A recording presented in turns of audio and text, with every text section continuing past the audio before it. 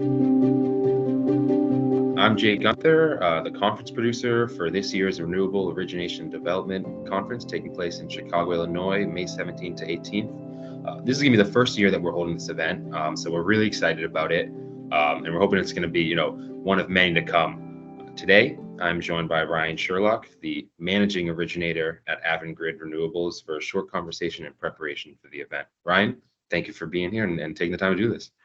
Yeah, glad to be here, Jake. Thanks. Yeah, so, look, you have extensive experience in the renewable energy sector, both in the regulated and non-regulated space. And I'm wondering, how has your deep understanding of the industry, especially as it's grown dramatically over the last few years, contributed to your success today as a senior originator? Yeah, I think, well, as you know, my background, I started in the IPP industry in the renewable sector, and then went and spent more than a few years at the utility, learning why they make the decisions they did. And I think, the reason I made that move was to just do that, kind of understand better why the utilities made choices that they did.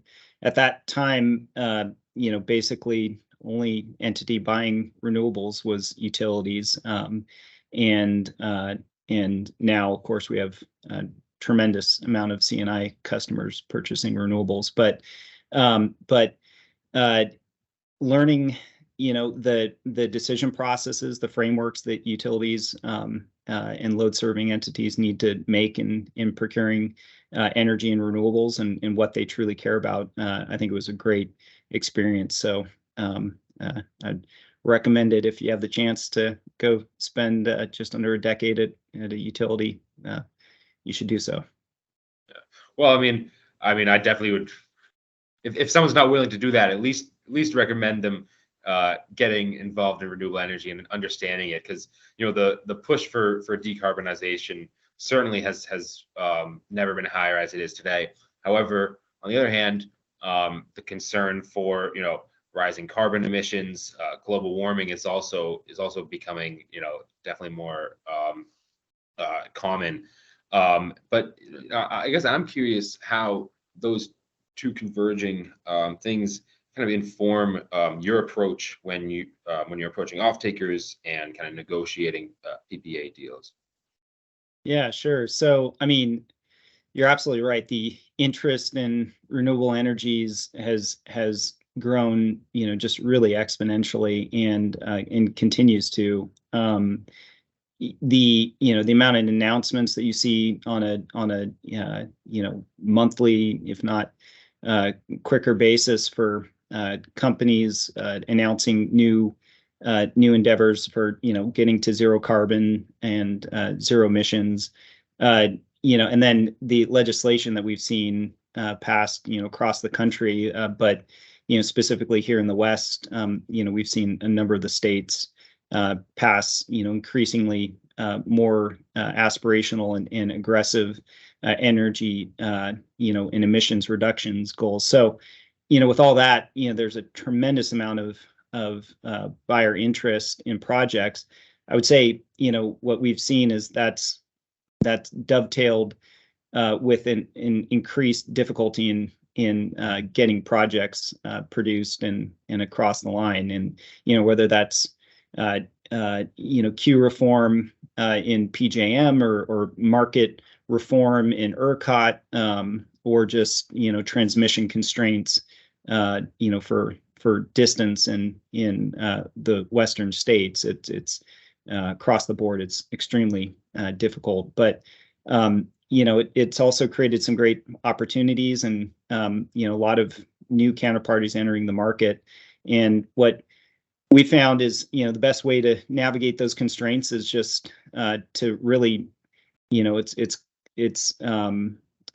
really important to just work with our customers and really collaborate and work with as more than just an offtake, really leaning into the fact that they're an offtake partner, and that we have mutual interest in bringing projects forward, and do so best when we go hand in glove with our offtake partners. Mhm. Yeah, I mean, I guess going off of that, uh, recently another thing that's been different has been, or not different, but just pressing, has been, market uncertainty, record high levels of inflation, and so I imagine, it's been difficult to structure deals, maybe as effectively as it was some years ago. I'm curious how the Inflation Reduction Act, you mentioned some recent legislation, like how does that relieve some of these issues?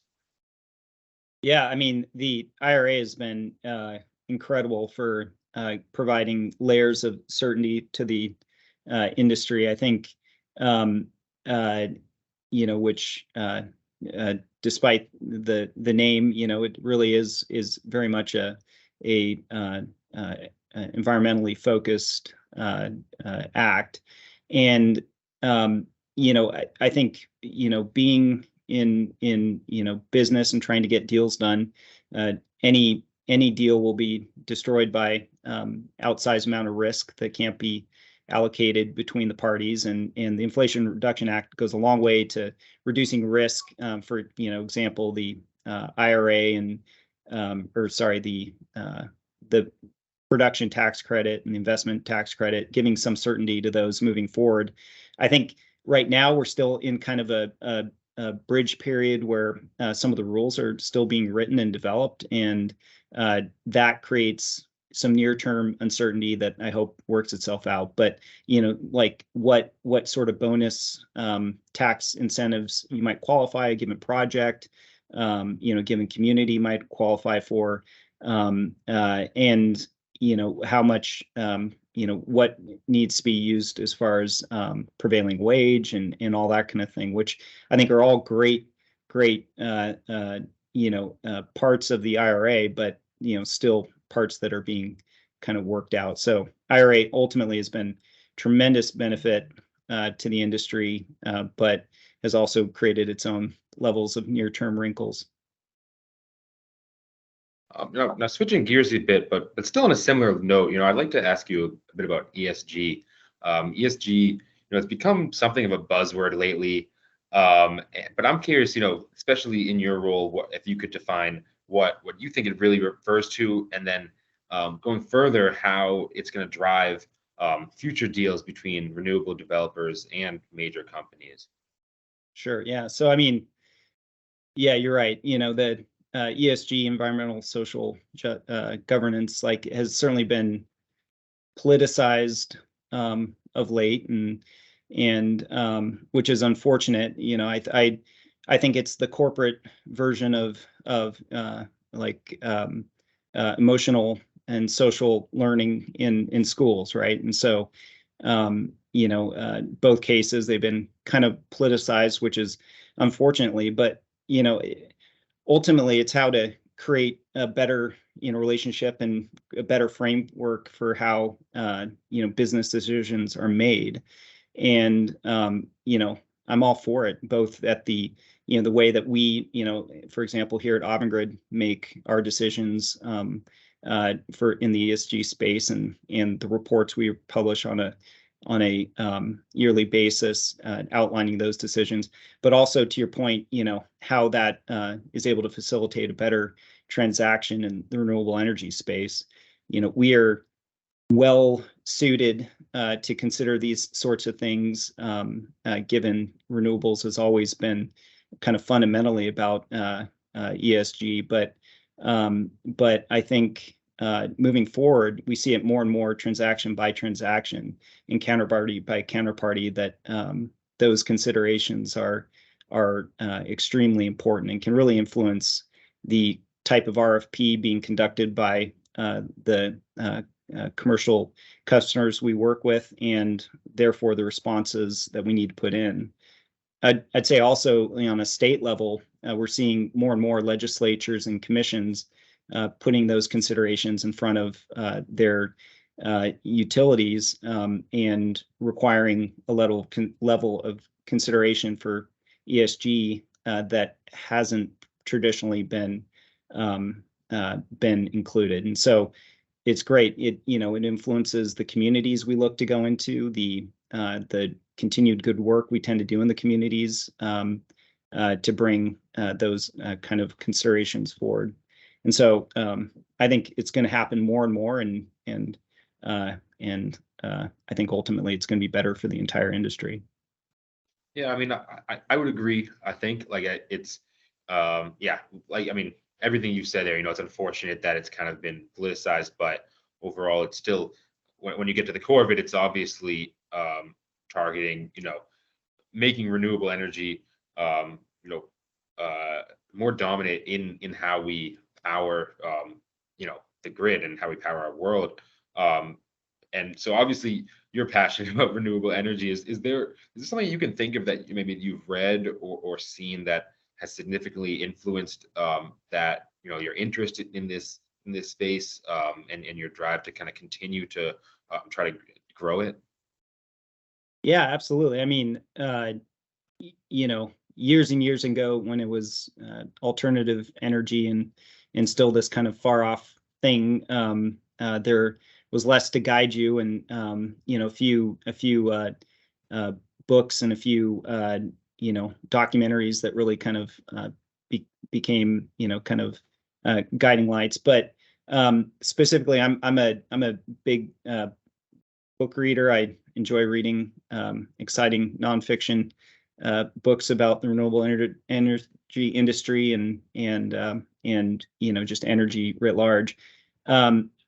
There's a book called Reaping the Wind by Peter Asmus that is it's a relatively old book, but really gives a strong sense of where the industry, how it started and how entrepreneurial the industry was, and how you had some environmentally minded